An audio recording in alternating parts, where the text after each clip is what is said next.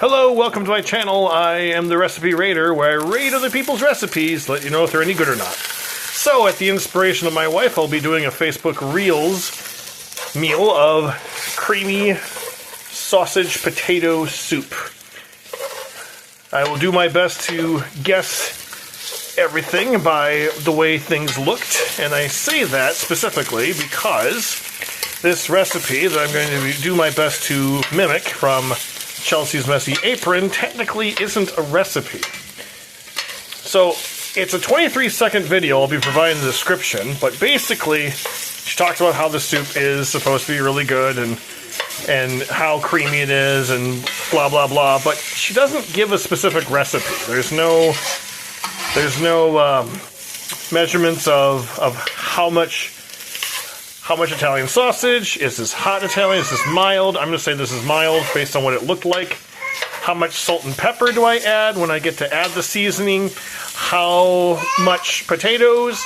Is it heavy cream or is it half and half? You know, things like that. But nevertheless, I'm going to do my best to guess how this goes. So I'm going to brown this Italian sausage first, mild ground. And then I'm going to get some carrots and potatoes diced up and add this all together eventually. But I have to dock 1 star just because she doesn't have the recipe in her description. It simply says comment eat. And I'm not going to do that, sorry, but that just seems like clickbait to me. But nevertheless, it looked like it still is a potential pretty good recipe once I figure out how to do things. So, we're getting started, and next part will be when I add the vegetables. So, I am going to chop up this celery. I've got a couple of stalks.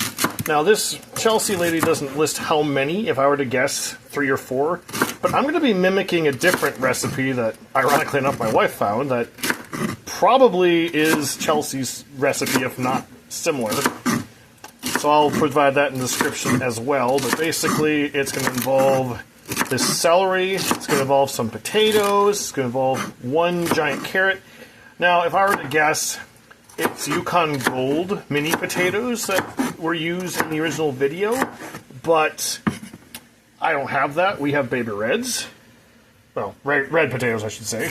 So I'm going to cut this up in cubes. The way I do it is I do it half and half, and then just like that.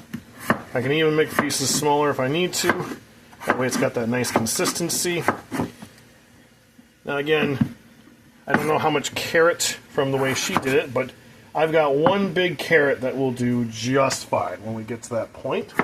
The spices, I thought at first were going to be salt, pepper, parsley flake, and thyme, but if Mary Sue's recipe is the same as Chelsea's, which I have a feeling it is actually basil, which I think basil would probably taste better with this anyhow. I normally don't add salt to Italian sausage because Italian sausage normally is already pretty salty. However, I want to try to be true to this even if, like I said before, it's not listed completely on there. But that would be my best interpretation. And sometimes when you do cooking, ladies and gentlemen, you have to be able to improvise. You know, you might not have all the perfect ingredients, but you try to make it your own, partly because you have what you have in your fridge and in your pantry, and partly because you got wife and kids that you have to adapt your flavor profiles to. So I just removed the Italian sausage. Now I'm going to add some of this butter. And I'm going to add the mirepoix, which is going to be the carrot. Then I got to grab my onions and my celery. Eventually I will get the rest of it. But basically that's supposed to get nice and tender here in a little bit. I gotta add my spices while that's cooking.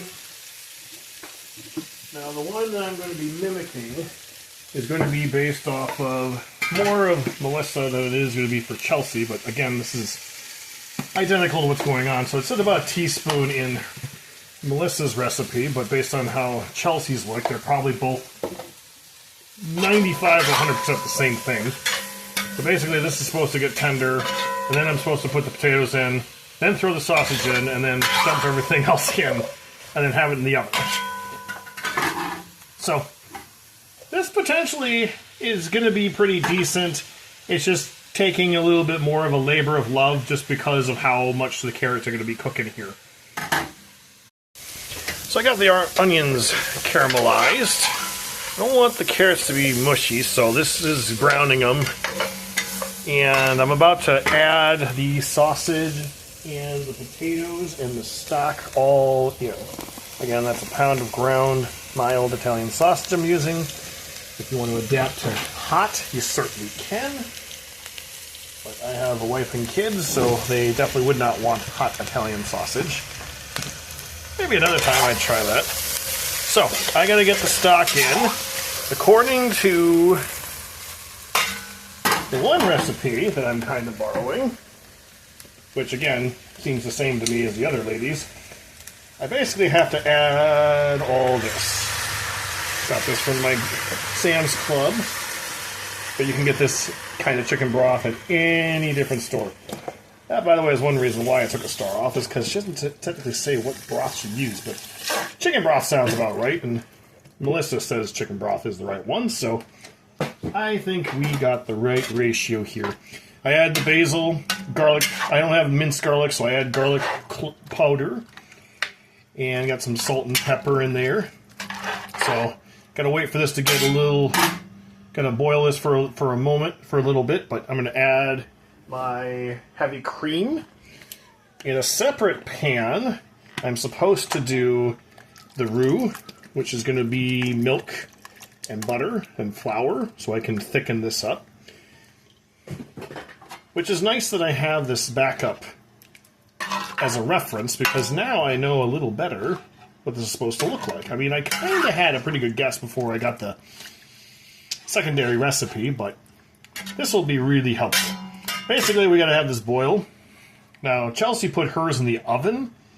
I could put this in the oven, but Melissa has hers on the stove. So I might put this in the oven just so I can be true to her example. But I'm kind of mixing both people's recipes at this point because, again, they're pretty much the same. So I'll get to the oven here in a little bit once this starts boiling up.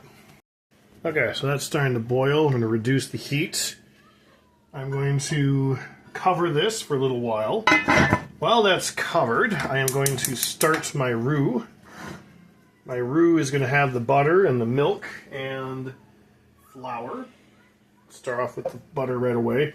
Basically, I'm going to slowly add everything here into there eventually. That's going to thicken up. And then it's going to end with topping it with some cheese and some sour cream to give it a little extra creaminess to it, because that's one of the taglines of the recipe. And supposedly it should take about 20 minutes to half hour for the potatoes to be tender. So once I get this roux going and added, then we will get to that point. Now, I added my roux in. I need to try one more sip.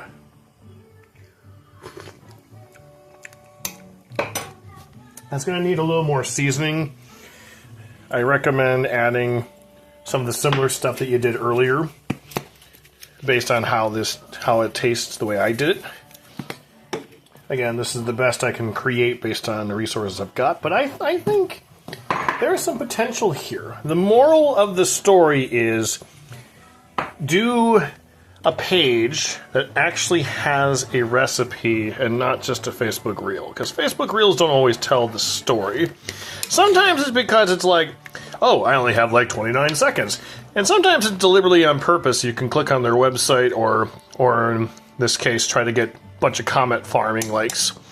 Now, it said in Alyssa's version, 1/4 of a cup of sour cream to finish it off, and just a little bit of cheese. Turn off the heat like it's suggested. And then I will show you the end presentation in just a bit. Okay, now I'm about to scoop this and give you a taste test, and I'll give you my review. Again, -1 star before I even try it. We already talked about it, but you know, I kind of like the way that this looks cream-wise.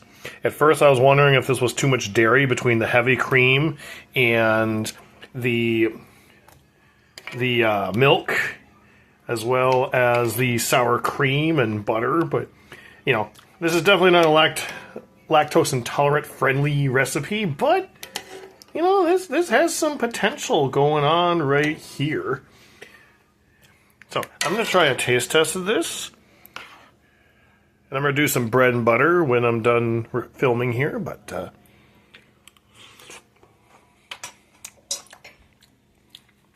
you know, that's actually not bad. It's not too salty. It's not too peppery. The only thing I would add is maybe like some green onion for garnish for next time.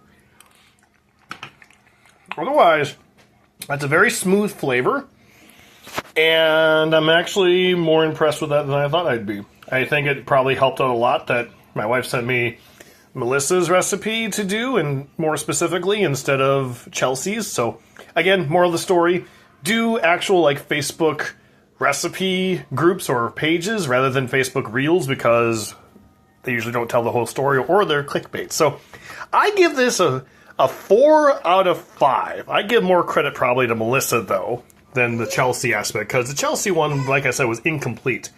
So, thanks for tuning in to the Recipe Raider. Until next time,